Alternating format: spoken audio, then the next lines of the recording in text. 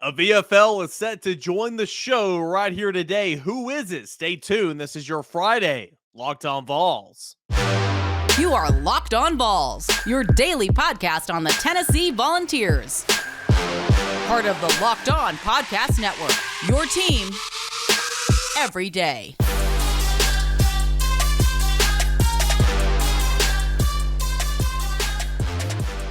What is up, everybody? Welcome into it. This is Locked On Vols, your Friday edition, right here on YouTube. It's your first watch. Apple Podcast, Spotify, Google Play, Odyssey app, wherever you find your podcast, your first listen. Locked On Vols each and every day. I'm your host, Eric Kane. So glad to have you guys along for the ride here today. We got a fun show coming up today. Really looking forward to it. So as I said in the call to open, we will have a former Vol join the show. Troy Fleming, former running back, University of Tennessee. He's set to join me here in segment 2. All that coming after we discuss 2 Tennessee Volunteers who appeared on Bruce Feldman's Freaks List, one of my favorite annual lists coming out each and every football season by The Athletic. 2 Tennessee Volunteers appear on that list. We'll get to that here in just a matter of moments. And then finally, we'll conclude our show in segment 3, going over the Athlon Sports quarterback rankings entering the 2022 season. Oh yeah, Hendon Hooker's on that list. Where, though, and where does he rank in the Southeastern Conference? We will discuss all that coming up on a Friday show. Been a really fun week worth of show. Tennessee football camp continuing to push through. Scrimmage number 2 is coming up on Sunday, so we'll have plenty of coverage for that on Monday's episode of Locked On Vols. I had some really good guests, had some good interaction with all you guys. So looking forward to, as we continue to make our way to football season, a lot in store. Guys, I'm Eric Kane, of course, your host. If you're new to the show, I do radio in Knoxville, Tennessee at 99.1 The Sports Animal. Also write for the rival site covering the University of Tennessee. That is volquest.com. Let's get into it. Now, the Freaks List, it's a list, as my phone continues to vibrate, I apologize. It's a list put out by Bruce Feldman each and every camp season, entering the football season, on the freaks of college football. Now, all these freaks doesn't necessarily mean they're Heisman hopefuls. Doesn't necessarily mean that they're starters on the football team, but athletically, they have gifts and talents that all of us can just dream of having, right? Freaks for a reason, whether it's bench press, 40-yard dash, broad jump, vertical leap, pro agility, whatever the case may be, L drill, shuttle, all that and more. These athletes are considered freaks. And there are 2 representatives by the University of Tennessee on Bruce Feldman's Freaks List. Of course, Bruce Feldman, he contributes for a bunch of different publications, but this is from The Athletic. So coming in at number 24 on this list is Tennessee running back Jaylen Wright. What it says here in the article, number 24, again, this is from The Athletic. Jaylen Wright, he had a good debut in 2021, rushing for 409 yards and 4 touchdowns, but figures to be even more of a weapon in Josh Heupel's system. The 5'11" Wright is up to 200 pounds, but displayed some serious juice this offseason, clocking a 23.6 mile per hour in practice. Beyond that, Wright vertical jumped 44 inches and did a 10.8 broad jump. A lot to like there. And we knew coming into his career at Tennessee, of course, this is a Jeremy Pruitt prospect signed from North Carolina. His senior season was canceled due to COVID. He came in as an early enrollee in January, right when Josh Heupel got hired. And it was unfortunate how his high school football season ended and then all the adversity that he faced, but came in, got some work in that spring, fit into this offense, and saw a whole lot of playing time for Tennessee early on in his career. Most notably, outside of the over 40 yards rushing, 4 touchdowns scored, he was on the field there for one of those final plays against Purdue whenever you were stopped at the goal line where you show the replay, it looks like he broke the play and it would have been the game-winning touchdown in overtime, but nonetheless, it is what it is. But Jaylen Wright, I can tell you from experience, I've seen him up close at practice. He looks like a different guy. I saw him over the summer a couple times over at Tennessee working out.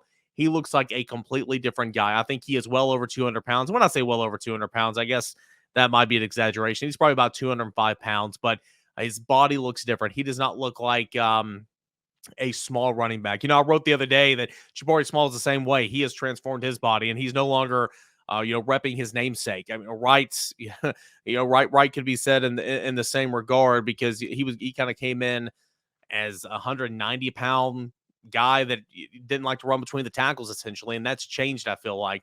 It's unfortunate because he's been banged up to start camp, But little practice nugget. He was, if you guys have been reading my practice reports at VolQuest.com or listening on the Sports Animal from our practice reports, you'll know that he was actually back and doing some drills with the running backs on Thursday at practice for the first time at all fall camp. So that was a really, really good sign for Jaylen Wright. He's not full go yet. I don't think he did team or 11 on 11 or anything like that, but he was back and he was doing some drills for the first time all fall camp, and that'll be big for him because he will be RB2 for this offense, in my opinion. So coming in at number 24 in the freaks list, he was a track star in high school, a speed demon, obviously a standout football player. Number 24, Tennessee running back Jaylen Wright. Who's the other person that came in on the list for the freaks list for Bruce Feldman at The Athletic? Let's think about it on the roster. Again, we just mentioned Jaylen Wright. Who could be the next one that was mentioned in this article? You guys you might have already heard by now, but probably kind of going around the defensive line, probably a big boy that can move and super athletic. And when we talk about that, we think about Elijah Simmons. Yes, Byron Young and Tyler Barron are athletes. Yes, they look good. Byron Young especially, but Elijah Simmons is 340 pounds. This is the insert from Bruce Feldman at The Athletic on Elijah Simmons. A former middle school running back, Simmons has grown into a 6'2", 340-pound powerhouse who is the Vols' strongest player. Simmons bench presses 455 pounds, incline presses 385 pounds, power cleans 345 pounds. He's also a really gifted singer, and that is the truth. Now, his singing ability, I don't think that weighs into the athletic freakness of him to get on this list, but that's a nice little caveat and great to put in a bio. Elijah Simmons, it is now or never time for him. He's a junior. We've been hearing about the athletic ability, the strength, how he's the hardest guy to block, how he's got good burst, twitch, all that for 3 years now. He needs to get it going. And he has not had the best camp. Now he's been banged up a little bit of late. In fact, he wasn't even practicing on Thursday. He was doing more work inside than outside, with some trainers and going through stretches and whatnot. But if Tennessee wants to take a step defensively on the interior, Elijah Simmons has got to come around. I mean, he really, really does. I think Tennessee likes its options on the exterior, like the Leo position with BY, Roman Harrison, and the two freshmen, Joshua Josephs and James Pierce. I think Tennessee is even comfortable with the defensive end position over there with Tyler Barron. And then you've got Dominic Bailey, you got Tyree West. But the interior, that's where Tennessee needs some players to step up. Of course, you got Amari Thomas, Bryson Easton, we've talked about a lot on this show. You've got Croc Garland, you got DJ Terry, you got Latrell Bumpus who can slide in at points and times and play the defensive tackle position. But if Tennessee wants to have more depth and really make a difference, especially on first down and, against the run, Elijah Simmons needs to play some snaps, needs to be healthy, needs to turn that corner. I don't believe he's had the best camp. I also don't believe he's been all that fresh in terms of 100%, but he looks big, he looks physical, but these are the same things we've been hearing about him for the past 3 years. Can he take that step? Can he stay on the field? And can he prove that he can be a guy Tennessee can count on?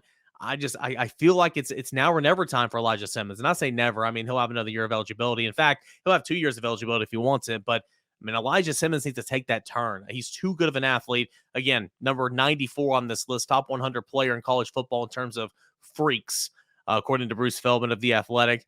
He needs to take that turn. He needs to be the guy that Jeremy Pruitt thought he was going to be when he brought him in here. I know Jeremy Pruitt's not here any longer, but he recruited him and he's here and he's made an impact to an extent, but there's so much more that he can do. And I think we can all agree with that. So here's to hoping that Elijah Simmons can turn that corner, get on the field, make an impact for Tennessee's defense, get healthy, get back out to practice sooner rather than later.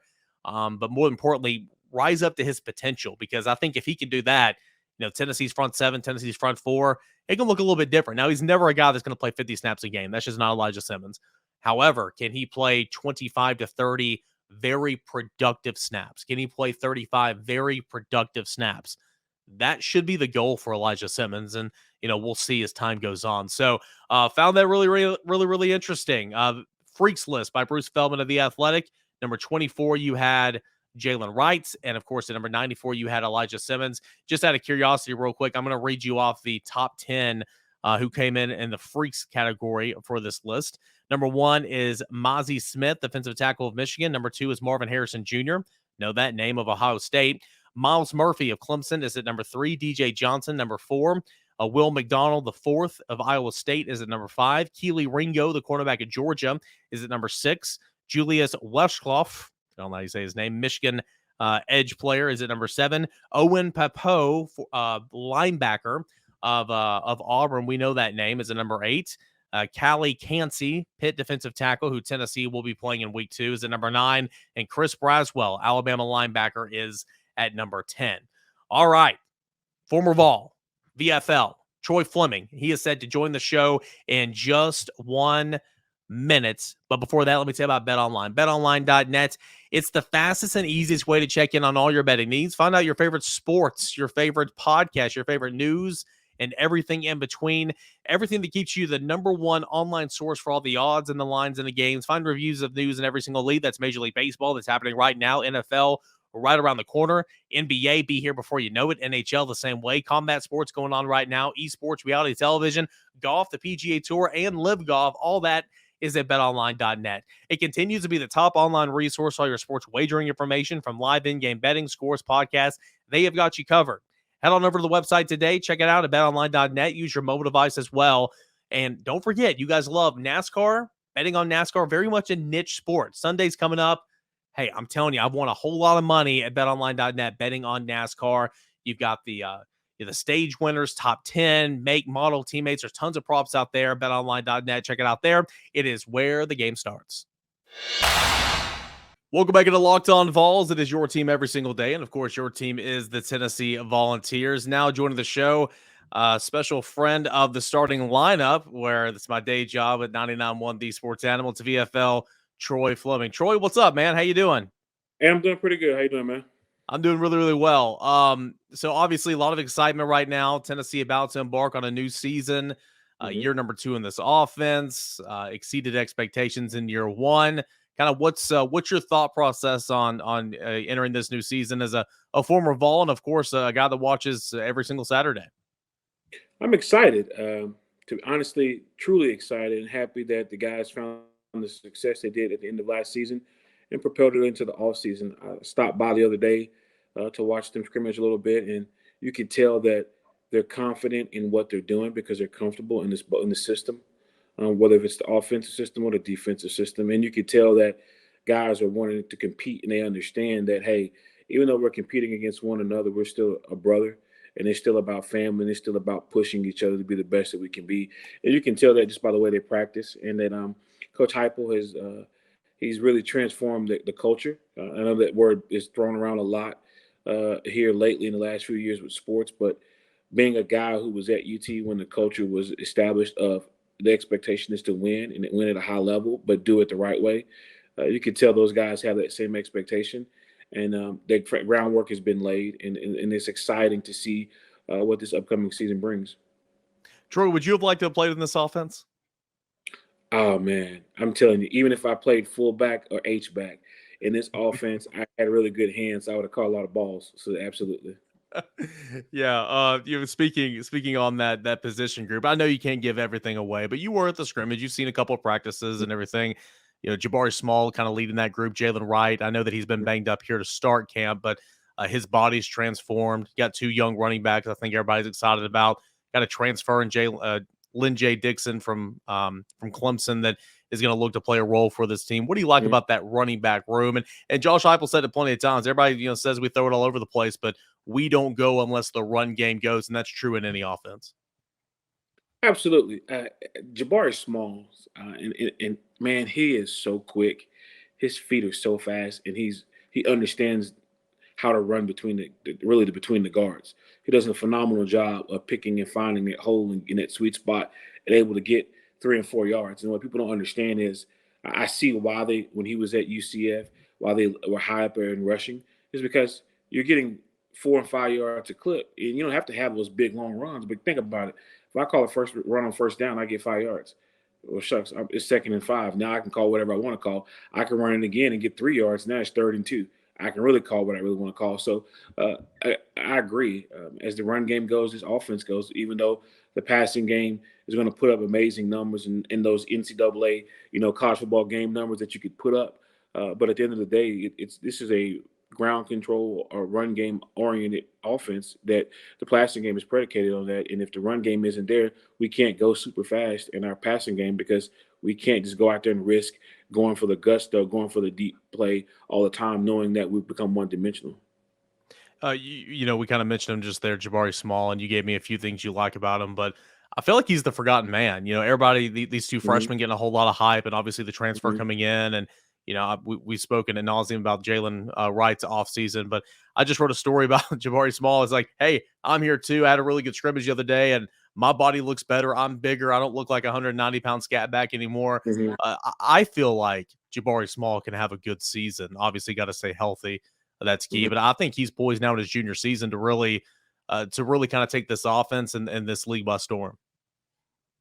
Absolutely. And what people don't understand, he is the leader of the running back room. You can, talk about the young guys in the transfer, but you put the film on last year and he showed you that he understands his offensive scheme and that he can make plays in his offensive scheme.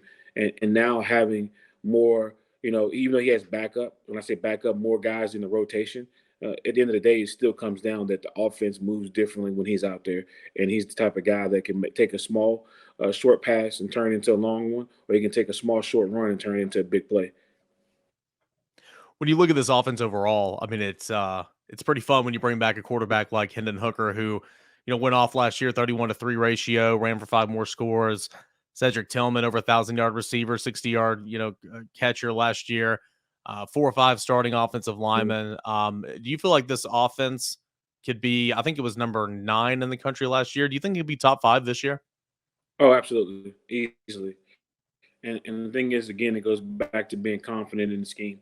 I know a lot of folks were saying, well, everybody, Josh Heupel caught everybody by surprise in year one, and they got enough film on him. I said, dude, listen to me. You don't find the success he's found by being, not evolving. He understands people are going to know what he does in year one, but I guarantee you, year 2, he has an answer to what you think he's going to have done in year 1. So the offense is going to evolve even more. And at the end of the day, it will finish top 5 in college football. In order to take a step as a team, whether that be 8 wins, 9 wins this year, whatever, but, just overall playing better football, got to play complementary football. Defense got to take a step up. And I think for the most part, Tim Banks and Brian Jean-Marie, I mean, they got everything they could out of that unit last year. But, this year they're going to have more bodies. They can play more guys. Your second year in the system, from what you saw in the scrimmage and what you're, hearing around talking with some coaches and other former Vols, what's your thoughts on this defense? What do you expect from this defense this year? The one thing that stood out for me, and not even the schemes or schematic thing, was the size of the defensive linemen. They're much bigger. Also, too, the linebacker group had more depth, and it was good to see those guys flying around out there. I think that the secondary does have some playmakers, which to me, towards the end of the season, it kind of was our weak spot in the sense of, particularly when you go back and look at the Music City Bowl.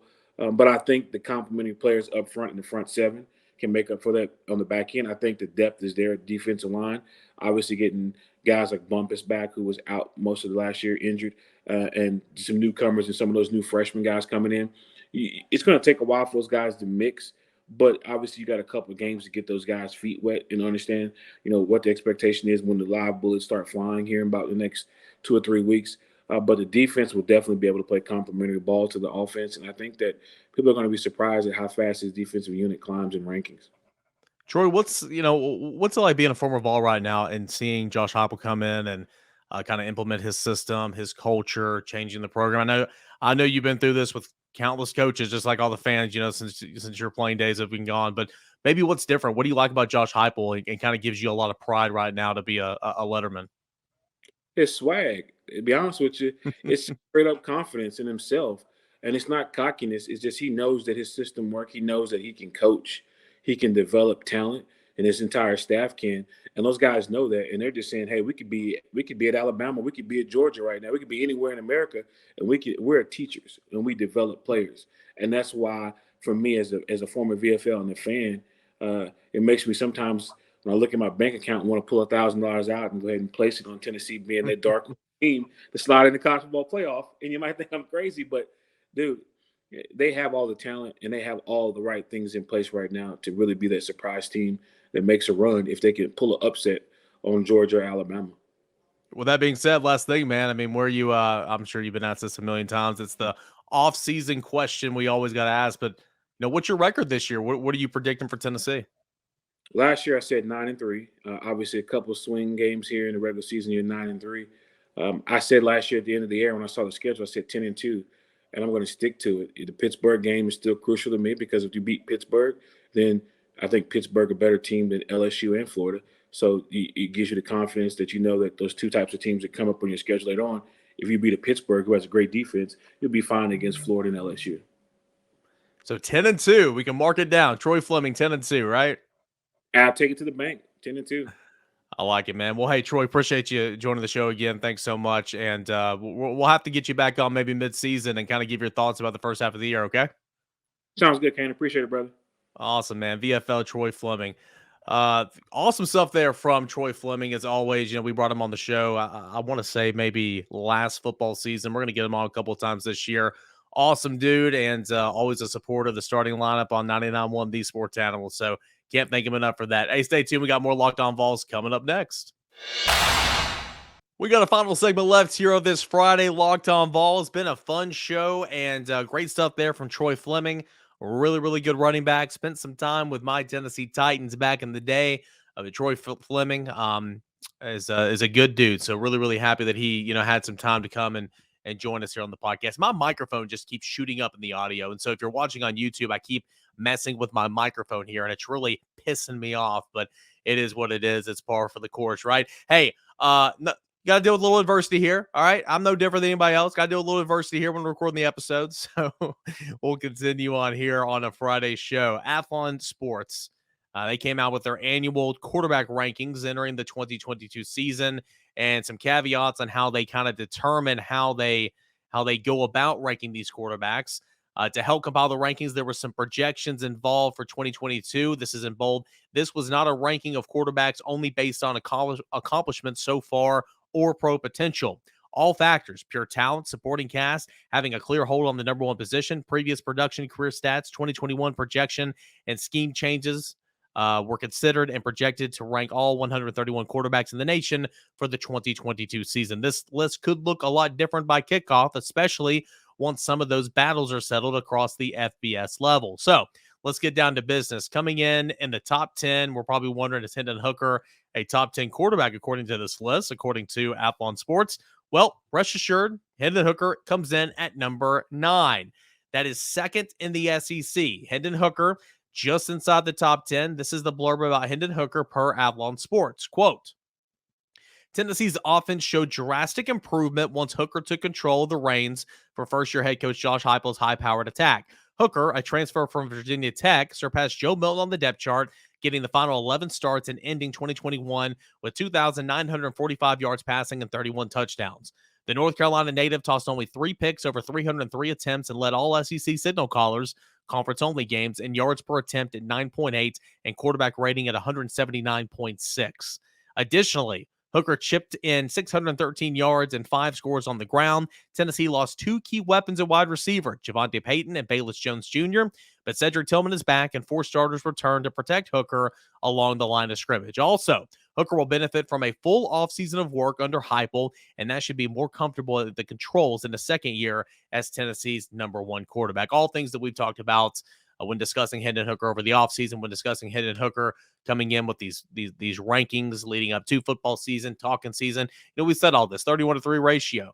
Led the SEC, beat out Bryce Young, top 3 overall in the country and quarterback rating, or top 5 overall in the country in quarterback rating. We talked about he led the team in yards gained, but of course the sacks weigh into that. So Jabari Small led the team in rushing, but Hendon Hooker led the team in yards gained on the ground, if that makes sense. He was all over the place, scored 5 touchdowns on the ground. I mean, we know all this, and we talked about how comfortable Hendon Hooker can be having a full offseason, repping, learning, studying the scheme, watching film, all that and more. So this is no surprise. Hendon Hooker coming in at number 9 inside the top 10 for the quarterback rankings of 131 FBS quarterbacks. So who else was in that top 10 per Athlon Sports? Well, at the top, no surprises, Bryce Young of Alabama, CJ Stroud of Ohio State's at number 2, Caleb Williams at USC, getting a lot of pub, baby. I can't wait till games get here because I think Caleb Williams is a good quarterback. I think Caleb Williams will be a good pro prospect. But, man, a lot of pub here. A lot of pub this offseason. Let's see Caleb Williams get into some action here in some football games this fall. Grayson McCall of Coastal Carolina is at number 4. You got Jake Hayner of Fresno State at number 5, Sam Hartman of Wake Forest, and unfortunately, he has a non-football medical related issue, and he's going to miss some extended periods of time here this season for Wake Forest. However, according to the program, he is expected to come back and play this season, but that's unfortunate. He accounted for 50 touchdowns last season. A guy I said on the radio Thursday morning, I feel like I always forget about that guy. He's been there a couple years, but had a great year last year, and I always forget about him, but that's really unfortunate. It's coming to number 6. That is Sam Hartman. Number 7 is Devin Leary of NC State, a really fine year last year. Brendan Armstrong of Virginia was at number 8. Or Devin Leary was number 7. Brendan Armstrong was number 8. Hendon Hooker, of course, was number 9. And KJ Jefferson of Arkansas was at number 10. So we continue on, and you look at the ones around Hendon Hooker. Tyler Van Dyke of Miami at 11. Malik Cunningham of Louisville at 12. Will Rogers, Mississippi State at 13. Spencer... You could tell I didn't pre-read this. Spencer Rattler comes in at number 14. Good grief. Cam Rising comes in at number 15. DTR at UCLA. Goodness gracious. The day that guy can throw 10 yards down the field is the day that I, come into the top 15 on this list as well, or top 16. Dorian Thompson-Robinson of UCLA comes in at number 16. Let's split this off into the SEC. You've already heard me mention off a number of SEC quarterbacks and where they rank. But, of course, Hendon Hooker comes in at number 2 behind Bryce Young. Let's see here. Number 3 was KJ Jefferson. 4 was Will Rogers. 5 was Spencer Rattler. This is just SEC ranks according to Athlon. 6 is Will Levis of Kentucky. You knew he had to get in there. 7, Stetson Bennett. Stetson Bennett coming in front of Anthony Richardson at 8. Coming in front of Max Johnson at 9. Coming in front of Jackson Dart at 10. Coming in front of Miles Brennan at LSU. Ooh, that's interesting. They gave Miles Brennan the nod at LSU instead of Jaden Daniels. Zach Calzada at Auburn comes in at 12. Brady Cook, who was just named the starter of the Missouri football team, comes in at number 13. And then Mike Wright of Vanderbilt comes in at number 14. Agree, disagree? I think everybody should, kind of agree on this. The media picked Hendon Hooker as the second team All-SEC quarterback at SEC Media Days. Obviously, Bryce Young, the reigning Heisman Trophy winner, he is at number 1. There's up for debate on who would come after Hooker. I tend to agree that it should be KJ Jefferson. Will Rogers should be up there. I would have flipped Levis, and I don't know. Probably Spencer Rattler's fine where he is, then Levis. If you talk about pro potential and pro makeup, like Will Levis would be up towards the top. Spencer Rattler would be. That's why everybody loves those two guys. I know, myself included. You saw and heard me groan and saw my eyes roll. We hear so much about Spencer Rattler. We hear so much about Will Levis. The reason is because they are everything NFL front offices want in a quarterback. They are very appealing, and that's why they continue to be high on these lists and high on these watch lists and Heisman odds and all that type of stuff. But I get it.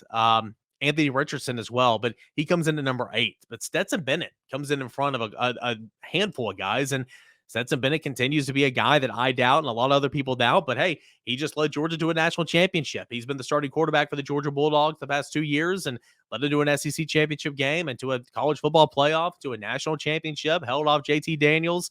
What more can you want for Stetson Bennett? Yes, it does help when you have a generational type defense to your aid, but nonetheless, you got to give credit where credit is due. And Stetson Bennett's still not getting the credit that he deserves. But overall, he's not, he will not have an NFL career. He doesn't hold a candle to some of these other quarterbacks here, but national champion. So you kind of, I think anybody would trade in a quarterback that's good in college and, plays well with others for a national championship than having a pro career. I think any Tennessee fan would trade that. But anyway, kind of getting off there on a tangent, but, you have Hendon Hooker coming in as the second quarterback in the SEC, 9th overall. And I do think that's about right. If Tennessee wants to continue to pick up where it was last year as a top 10 offense in all of college football, some projections have Tennessee as being the second best offense in the country heading into 2022. We'll see. Jalen Hyatt's got to step up. Brew McCoy on the outside, and or Walker Merrill or Ramel Keaton or somebody's got to step up on the outside. Maybe Jimmy Callaway can burst up into the slot. You can bump Jalen Hyatt out on the outside if you need to. Whatever you got to do. Bayless Jones started off playing last season on the outside, then bumped inside, a little pinball in the slot, and he went and he was gone, for all season long. It took a couple of games to see that kind of transpire. And so, we'll see what happens for Tennessee. But for Tennessee to be where it wants to be, you got to have a good Hendon Hooker, and all indications are he's having a good camp, and, we'll see what happens. So, good little list season here for the University of Tennessee. And of course, it all starts with Hendon Hooker, and he comes in the top 10 at number 9 per Athlon Sports for the quarterback rankings of 2022. That will do it for this Friday show. Big thanks to VFL Troy Fleming for stopping by and chatting a little Tennessee football with me. And big thanks to you, as always, for tuning in. Hey, if you haven't already, if you're watching on YouTube and you haven't subscribed, please subscribe. Would mean the whole world to me if you continue to support the show. We have goals, we have aspirations. We want to hit some numbers and some marks, and we've done an excellent job by starting this in February. We're already off and running. Football season is going to explode. So please subscribe if you haven't already. If you're on Apple Podcasts, please write me 5 stars, leave me a review. Hey, I went through, I go through every now and again periodically, and I read the reviews on Apple Podcasts, and I appreciate all you guys, even the bad comments. I appreciate you guys for taking the time. Some of the nasty comments are hilarious. There's going to be a day when I come on here, and hopefully we'll try to do it before football season when because once football season starts, we'll be super, super busy. But I want to read off all my negative reviews on Apple Podcasts because some of them are hilarious. And some of them are valid. Like, I mean, hey, I'm obviously, I don't think that I'm perfect. I know that I have my faults as well, but some of them are so funny. So, maybe we'll come on the show and read that at some point in time. But please leave me a review, 5 stars, thumbs up, heart, likes, all that type of stuff. Follow on Twitter at _Caner and at Locked On Vols. Thank you guys so much for making Locked On Vols your first listen. Means a whole lot to me. Make Locked On SEC your second listen. Chris Gordy still running through those interviews he taped at SEC Football Media Days. Awesome stuff. No better time to dial into Locked On SEC during camp season than right now. But make sure it's your second listen behind Locked On Vols, your first listen each and every day. That's going to do it here for this edition of Locked On Vols. Stay safe. Enjoy the weekend. Hey, same time, same place. Pull up a chair. We'll do it again Monday. Until then, enjoy your weekend, everybody.